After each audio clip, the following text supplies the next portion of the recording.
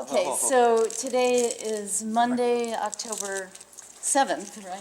It is. And we have Marco Larson on camera, Mark Simon and Cheryl Revkin interviewing Lance Alspaugh, the famous owner of the Vista Theater and the Los Feliz 3.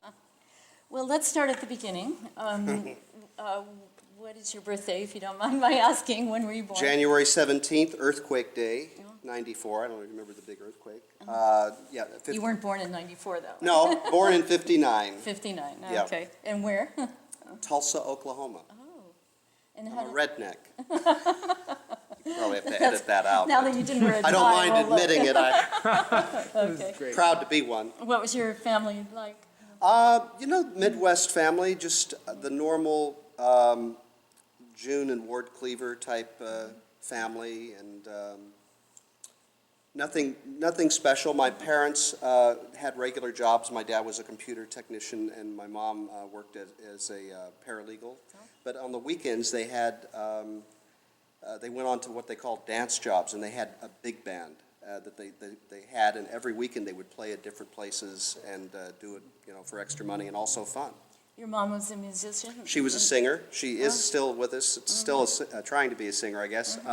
My dad was a trombonist, and he was the guy that had the band. So, yeah. And would they take you guys along, the kids, or? Near the end, I moved to California at 18, so I didn't get to go on a lot of dance jobs. But a few I did, and later I went back and used a video camera and actually filmed them having a dance job. Oh, okay. Yeah. How many siblings did you have? One sister. I see. And where is she now? She's here. Oh, in Yeah, she's LA? also a paralegal. Yeah. So why did you come to California? I wanted to get into the movie business. Why?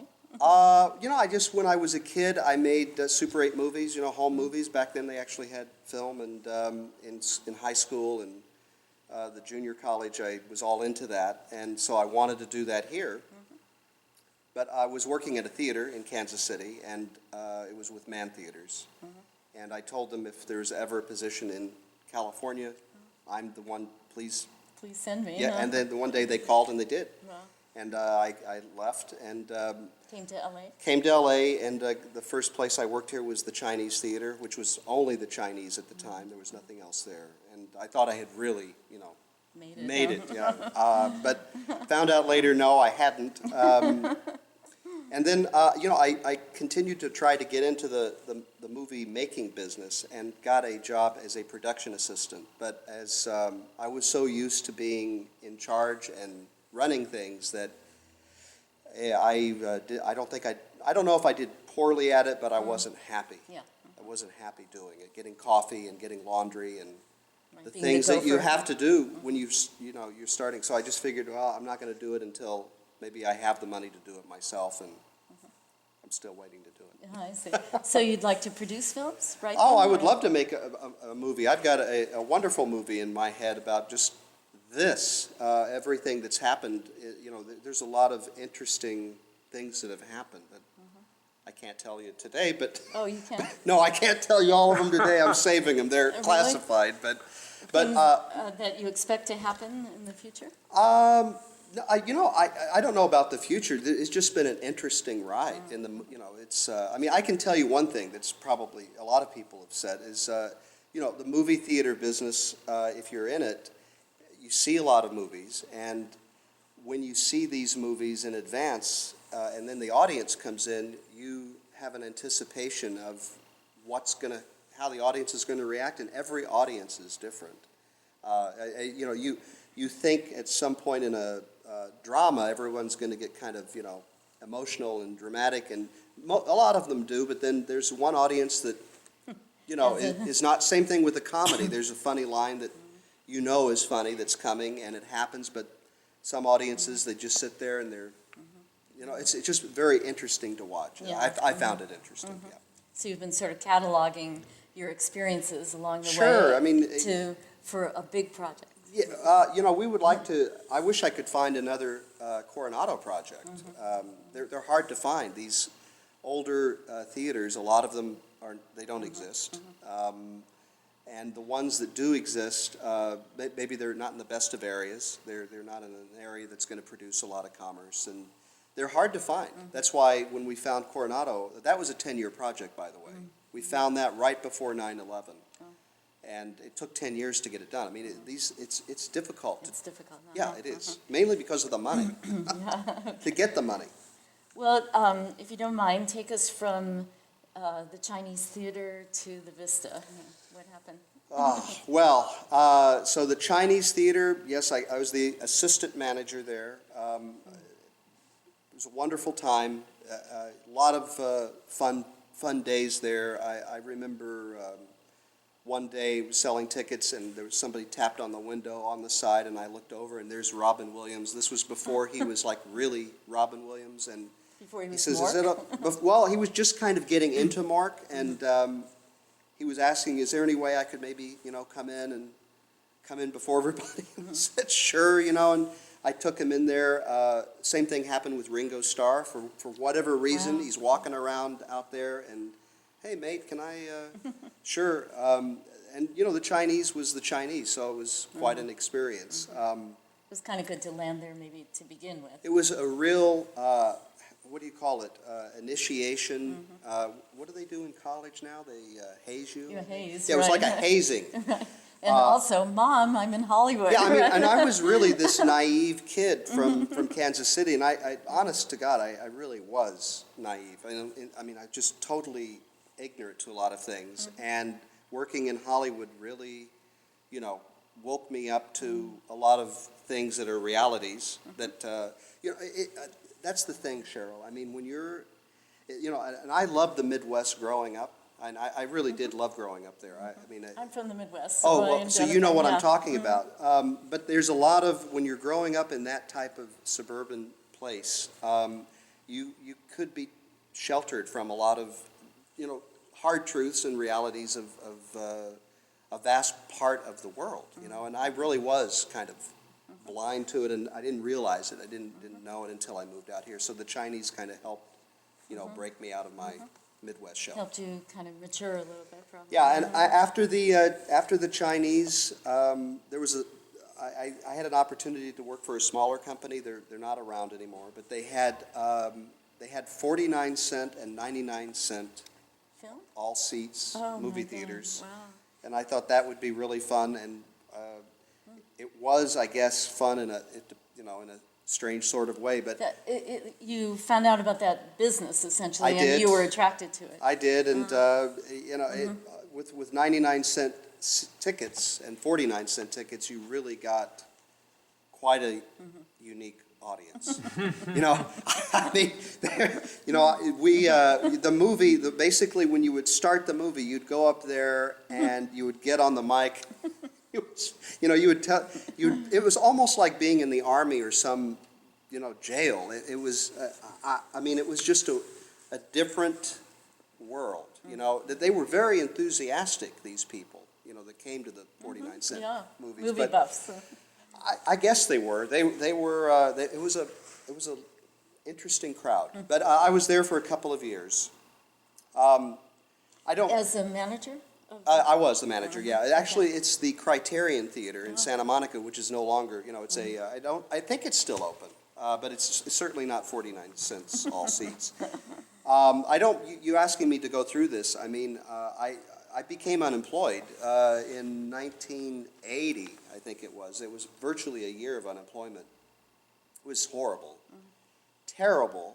I don't mind saying it now because it's so long ago, but I'm going to tell you this because it actually, it was so bad where virtually the person, me, you lose it all. I'm living in my car.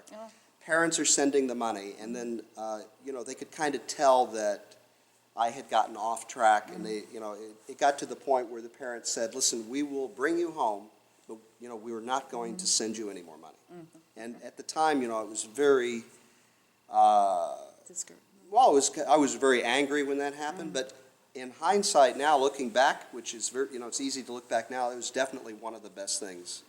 Not only that they stopped sending money, but that I ended up being where I was, because after I got out of that, I said, I'm never going to allow myself to get back in that position again, and that's, so anytime I get discouraged or sidetracked, I just remember 1980 and I go, don't want to go back there. Yeah, so. Well, I'm glad you related that to us, because Yeah. I think that's, when people watch this Well, and interview it's with true. you, it's important to know. It's really true. I think sometimes those life experiences do, you know, if you don't, yeah, well, you know what I'm saying. I Absolutely. think it's helpful, even though it's painful. No pain, no gain. Right, Yeah. okay. So you were sort of at the bottom. Yeah, so got to the bottom, and then I got a call from a friend who is now our film buyer that books for the theaters. It's all very incestuous. He says there's a guy that's looking for a manager at the El Rey Theater, which is now a nightclub. Right. And I said, I'm there. I, you know, got to J.C. Penney and bought a suit and, you know. And a tie, right? And hope that nobody noticed. Then I went down there and it was, I had the interview, and with, you know, in a couple of days he called and I got it. You won them over, huh? Well, who knows? I mean, I got the thing, and I was ready to virtually work for nothing. I mean, I was so desperate to get a job that he says, well, you know, how much are you looking for? You know, I said, well, how about $150 a week? You know, Wow. he says, This is 1980. he says, well, I think maybe we can do a little better than that, you know. So it all turned out good, and that experience was also, it was a very positive experience. It was $1.50 to get in there. Oh, you went up from 49 Yeah, cents. it was $1.50, but, you know, in those days, back then, they didn't have all of the technology they have today. They didn't have the cable networks, you know, all of the stuff that's available today. So basically what would happen, a movie would play in a regular movie theater, and within 5 or 6 weeks, we would get it. But there was a giant portion of the population that hadn't paid the $5.50 or $6 at the time for what it was, and we would sell out, you know, 800 seats and great crowds, and you know, in that area it was a little bit better crowd, you know, a little bit more savvy crowd, and it was just really, really fun. Now, the turning point for that theater came when we got the movie Caligula. Have you ever heard of Caligula? Yes. Well, it played there for over a year nonstop You're because kidding. no, I'm not kidding. Wow. We even, somebody brought a birthday cake, you know, a Caligula cake celebrating the one, you know. So that is That was the only film that played there for a year nonstop, Oh, my God. just one after the other. Wow. So the thing did very well. I recovered from my, you know, debacle, and over the course of the months, I decided to get a second job. Because I really wanted to, like, clean up all the money I owed and All your debts. all the debts to the people that had helped me, and I really wanted to get clean. And so I got a second job, and I got into 20th Century Fox as a film booker, where you would book the movies into the theaters. Really? So I was working at Fox from 8 to 5, and then going over to Wilshire from 6 to 1 at Oh, my or God. midnight, Wow. thereabouts, for quite some time.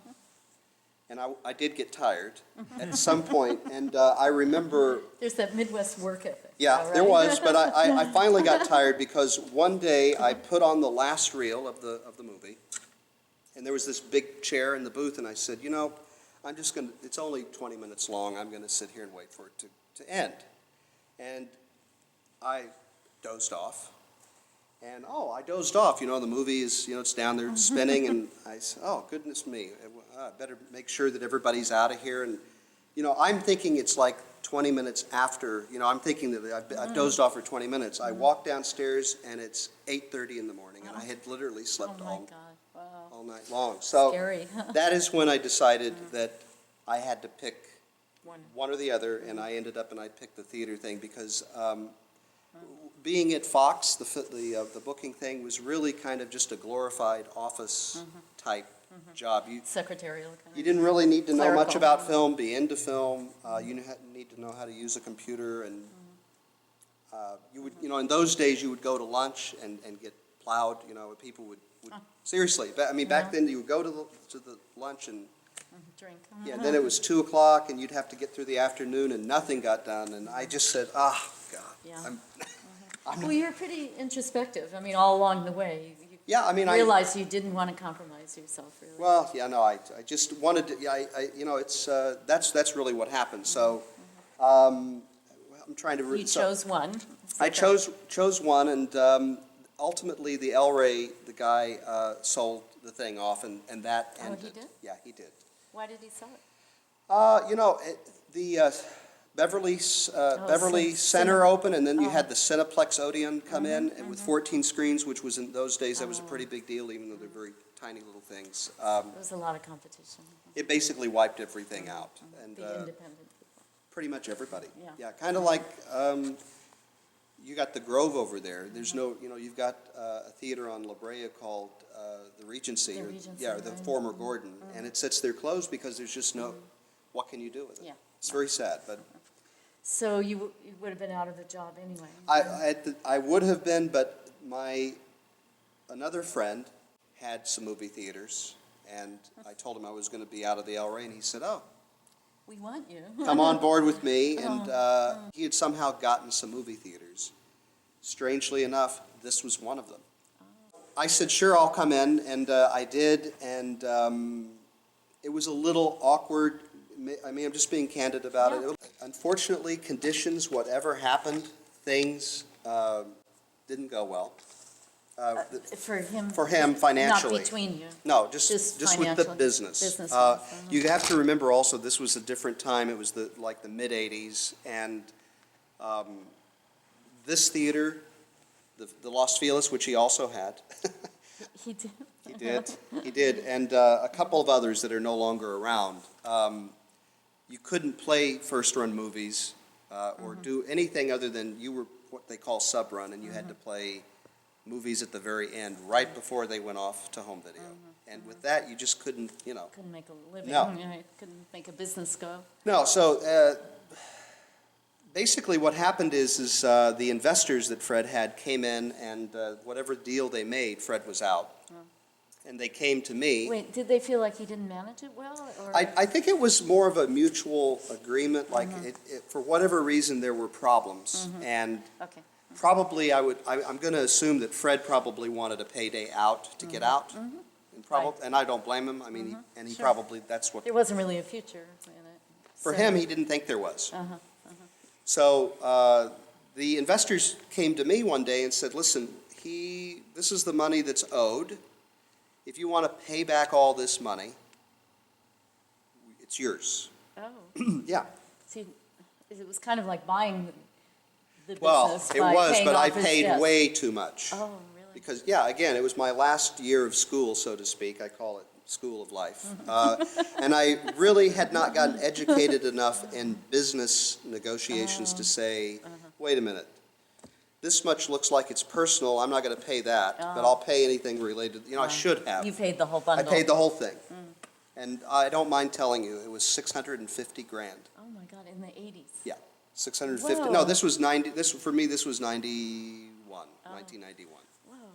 Yeah, so that was a heck of a lot of cash. Oh, boy, you but must have been sweating bullets. I wasn't. You know why I wasn't? Because at the time, I had nothing to lose whatsoever.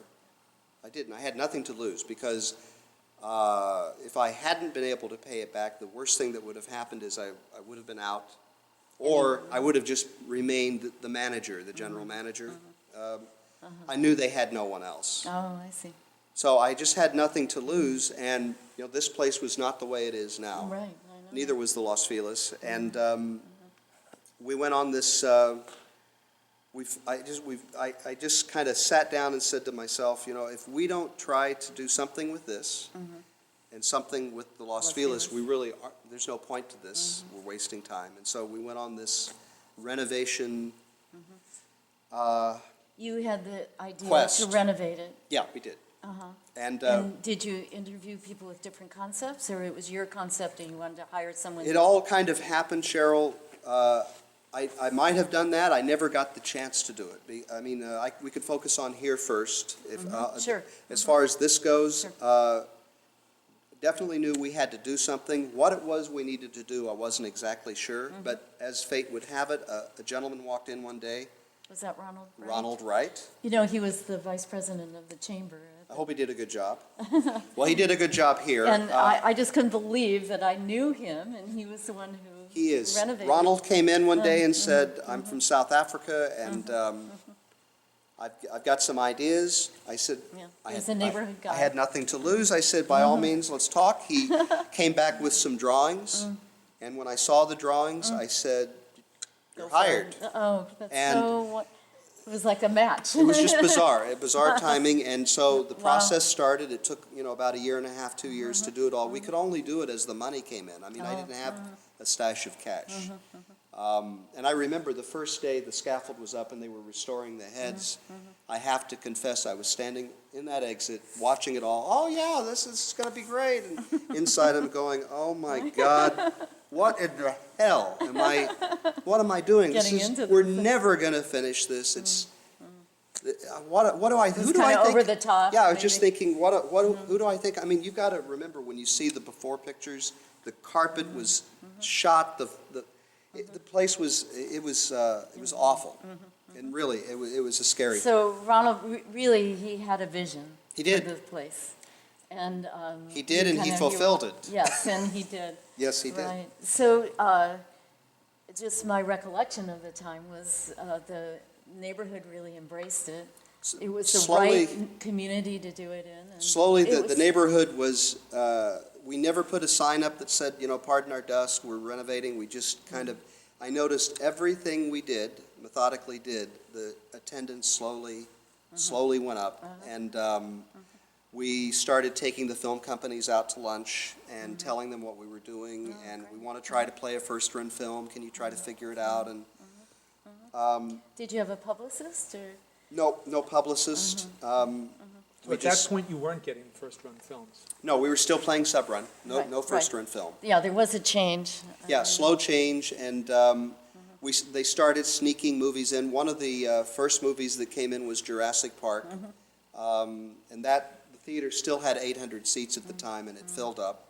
The only problem with that was because we didn't play first run, the terms were just, Hard to make up.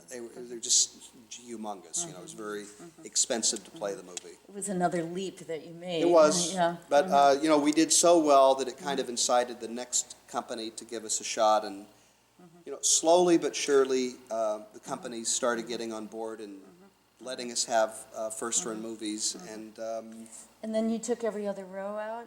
yeah, one of What the was biggest behind that complaints decision? that we got from people was that they're just so, Cramped. crowded. And I thought to myself, you know what, probably sooner rather than later, we're not gonna need 800 seats. I wish we needed them, but we're not gonna need them. And we took out 400 seats and kept 400. And because of that, that's how this spread out evolved. And it's definitely overkill. I mean, I wouldn't do this everywhere. I did it though because, you don't need the 800 seats, and this certainly caught everybody's attention. And I have never heard anyone complain. Oh, complain? No. No. People Not want one to person has shake your ever hand. said, no. So this worked very well, and of course, when we spread the thing out, we put new seats in, and that was a big deal. We never closed the theater during the renovation except for 2 days when they put in the snack bar. We had to close for that, but even the restrooms, when they renovated the restrooms, we would have everybody go into the ladies and have a guard, and the ladies, that's, And tell me, I know you had some events here, like you've had fundraisers here, or you've Few. had openings of films, and then donated some of the money, maybe. And do you want to just tell me about that? I mean, I don't have the list in my head, but as you said, I mean, there's been a few charities here. We've donated to Blind Children's Center. I remember we had one for them.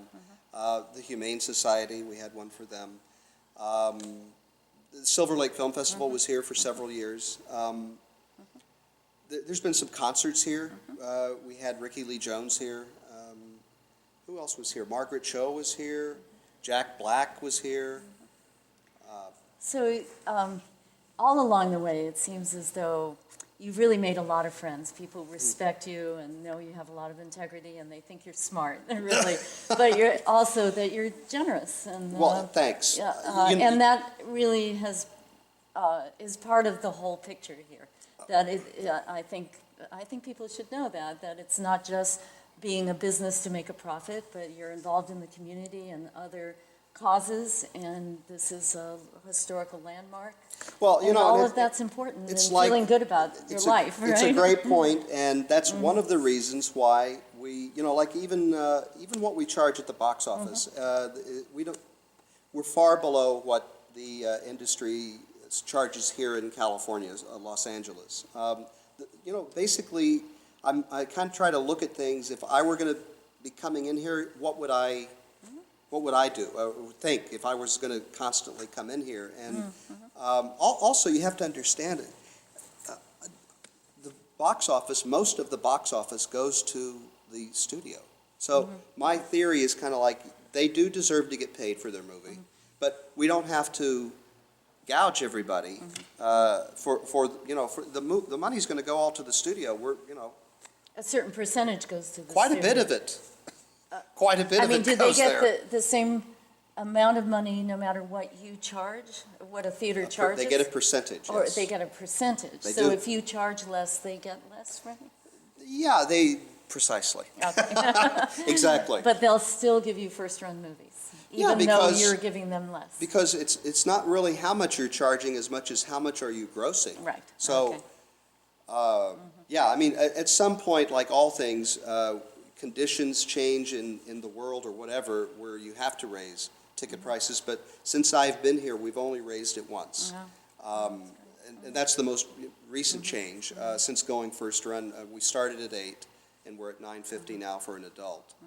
And at some point we will have to raise it because the studios sooner or later will catch on. And, Oh, you will. yeah, well, sooner or later they're they're going to say, hey. Yeah. I mean, but until they say it, we don't have to do it. Yeah. Well, tell me a little bit about the Los Feliz 3. Los Feliz was in the same boat as this when we got it, and it was a single screen. It had about 765 seats. Definitely, the lenders for Mr. Hicks were weary. They were not. They weren't really motivated to loan too much money. So between them and the landlord of the building, we agreed to a conversion from a single screen to a triplex. Now, I don't mind telling you, and being candid again, the conversion was not done the way that we would have liked it to have been done. Basically, the landlord was the mastermind for the conversion. It was his building. We don't own the building.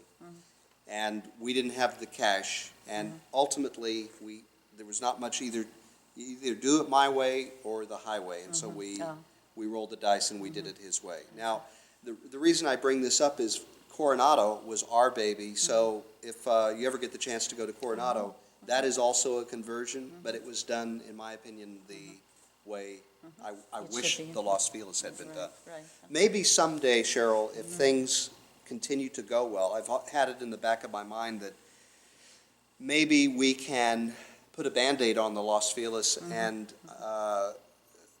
alter it so that it's maybe a little bit more aesthetically correct as far as the two little screening rooms. And I'm It's saying the same owner as there was in the 90s? Same owner of the building? Afraid so.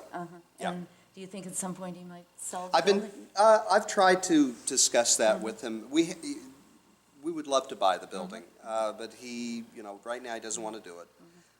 But maybe he'll participate in the cleanup, as I call it, or the reconfiguration. It could actually be very easily done. One thing I have learned about people is it's not the size of room. Everybody's different, but it's not the size of room they seem to be freaked out about. It's the size of the screen. And the problem with the screening rooms at the Los Feliz is not only are they small, but the screens are not giant. They're not large. In Coronado, the rooms are small, but the screen is big. And I think that's why it works so much better over there. Also, as you said a minute ago, the neighborhood and the audience that goes to the Los Feliz has kind of gotten accustomed to what it is, and they're tolerant. But there's no question in my mind, you plant that place anywhere else, you'd be toast. Right. And so I know exactly what we've got, and believe me, I would love to just, magically change it, but it's difficult. At some point, were you considering selling those theaters? I've got people calling sometimes. Yeah, I think I referred someone to you. They want to, but the thing is that, if I were 10 years older, I'd be much more motivated. Unless the number is the right number, if you retire or stop working, I think you've really got to have a plan on what are you going to do, because my brother retired at 55, I'm 54, and in the beginning, he was one of the most unhappy people that I knew. Very unhappy. It was because there was no purpose for him anymore. And now he's teaching in college at night for adult classes, and he's a lot happier. I don't really have a game plan. If I were to stop this now, Well, I know. as much as I bitch and complain about things at times, it's like if I don't, I would just probably not be very happy. Do you have a family? You have kids? No kids, no wife, no nothing. Oh, I thought it was You your got wife. somebody? Your wife who said that when we had planned this interview before and said, "Oh, you have plans. You're committed that weekend." I thought that was your wife. Oh, no. Oh, all right. Okay. No. Someone else. Okay.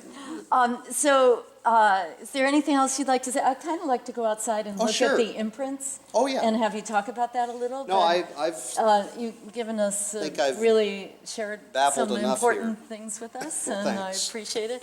And everybody just loves you so Well, much we're- in the community, in the large community, and I'm sure in the film community too. We're So very happy to I be feel here. like- We're thankful and humbled that people have so many choices. They don't have to come here, and And they want to. well, we're happy they do, and we're going to continue to try to Yeah. do everything we can to make it happen. What's upstairs? Is that the offices?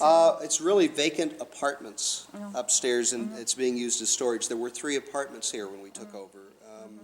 We will probably be renovating that at some point and turning it into something. I'm not sure. Oh, There's a couple of people that are looking to possibly put in beer and wine in the cafe space. Cafe. I don't know if that's going to go or not, but they're trying. And do you own the cafe, or they Yeah, sublet? we do. or- No, this is, we operate the whole building. I see. Yeah. Anything to say about, there's a legend about Ed Wood? Oh, Ed Wood? I don't know about the legend, but I do know that he had some offices up here. And I'm not sure which office it is. I'd love to say it's that one. I'm not sure. Maybe you can assume it's the middle office over the marquee, I guess. The filmmaker, Ed Wood, Yeah, kind of a eclectic, arty filmmaker. Yeah. I think Ed's gone, though. Pretty sure he's gone, but I haven't seen him around here. You mean his ghost? I haven't seen anybody around it. Yeah, we had a spiritual show called, they called us wanting to come in and, do a reading here, and I really didn't want him in here, and I said, if there's anything floating around in here, so far, it's pretty positive. They're pretty happy. So no need to come in and, Right.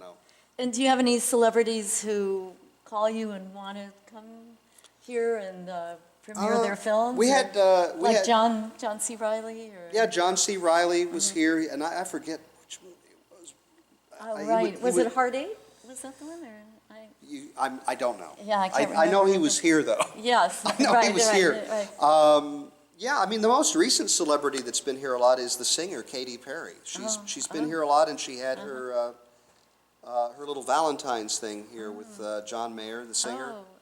They were here, Her just them. Valentine's thing? Like Well, she had like a little, I guess that was their treat, They came in here and by themselves. Just the two of them Uh-huh. in the theater? Yep, by themselves, and She called you up, can we? her agent, her handler called us up and asked if we would do it, and Wow. yeah, and she, so, you know what, the nice thing here is, like you said a minute ago about the audience, is the celebrities that do come in, I don't see people hassling them. I don't see people Yeah. walking up and, Yeah. people see that they're in, but they don't Right. bother them, and I think that's why they It's like part it. of the vibe, I think think, that so. you give off here. Yeah. Okay, well, let's go outside. Okay, very good. Great. I knew they had to have a name designer, and I didn't know who it was going to be. I got brave, and I said, I'm going to get the guy that did the El Capitan here, Joseph Newsted. Have you ever heard of him? Oh, sure, I know what he did there. He's passed away, but I did get him. I kind of took him out of retirement, and he said, I'd love to do this project for you.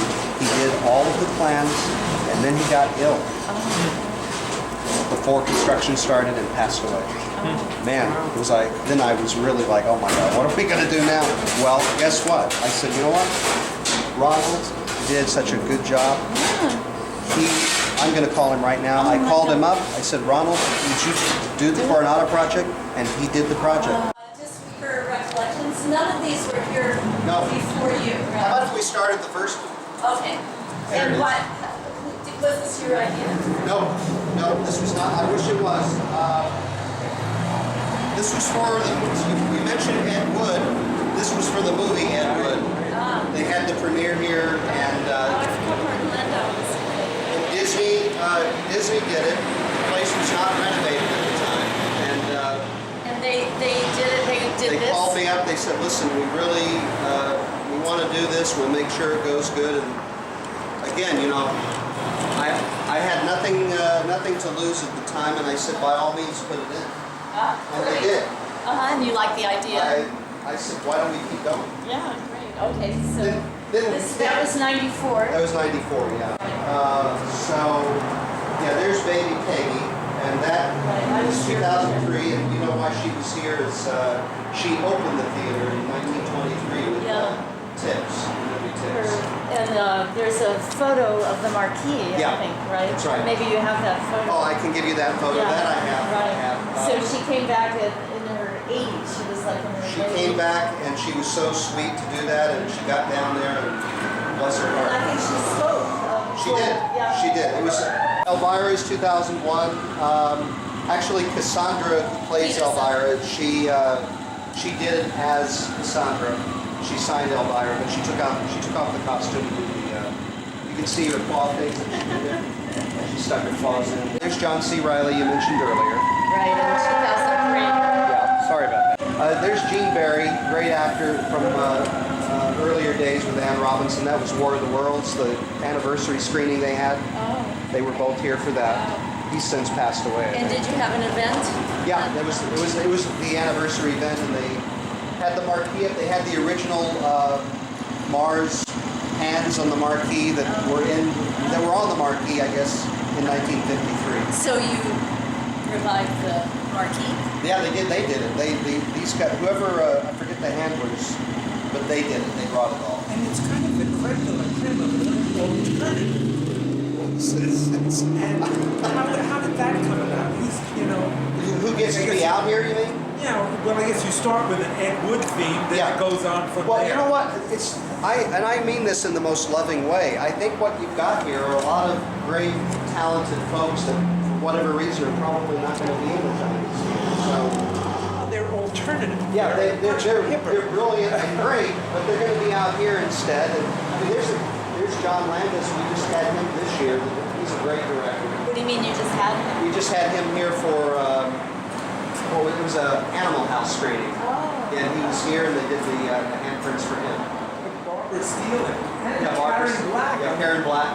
Yeah, she did a lot of movies. The Peter Bogdanovich and Ryan O'Neal and Tatum O'Neal, that was Paper Moon. That was the anniversary screening for the movie Paper Moon.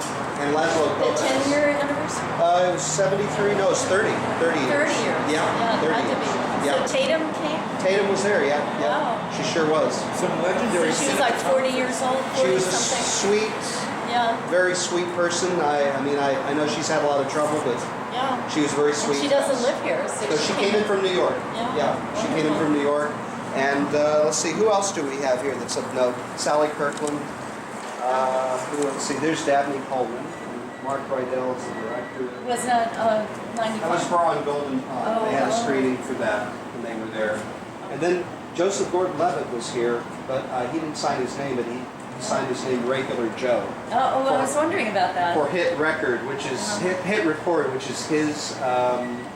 He produced. He's got a foundation where people email in their movies and join forces to make movies, and he had an event here. Let me just ask you, are your parents very proud of you? I mean, they're really. Well- I mean, do they ever come out for anything? Oh yeah, they do.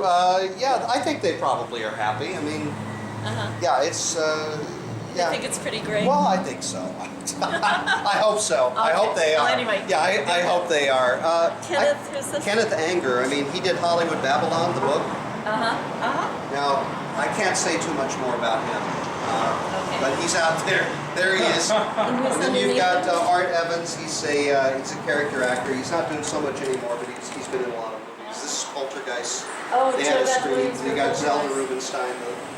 Bless her heart. I went to high school with Rhoda. Oh, really?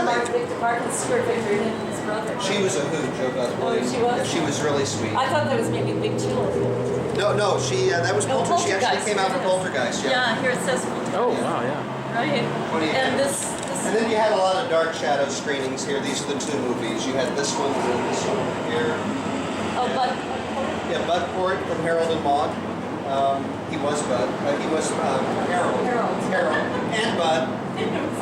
Ray Harryhausen is the animator, a very famous stop motion animator who just recently passed away in Swingers, the cast of Swingers over there. John Favreau is a huge director now. Andy Warhol superstar. Oh, there's Mary Warnoff. Yeah. is this protected somehow? You mean the building? No, this. No, I don't think it is. I mean, I don't think they're protected. No. Maybe. But we might want to, right? Yeah. We might want to yes, make copies. Yes, absolutely. Yeah. You're probably right about that. Yeah. It's practice. Well, you know, I always say to myself, when people say, when are you going to stop? I guess When we run out of room. that's how much time I've got left up there. However many more squares there are available. Well, is how I would much think time it's I only have. going to intensify I hope so. because people want to come here to open their room. Well, anyway, thank you so much. No, my pleasure. Really. Thanks for It's having me.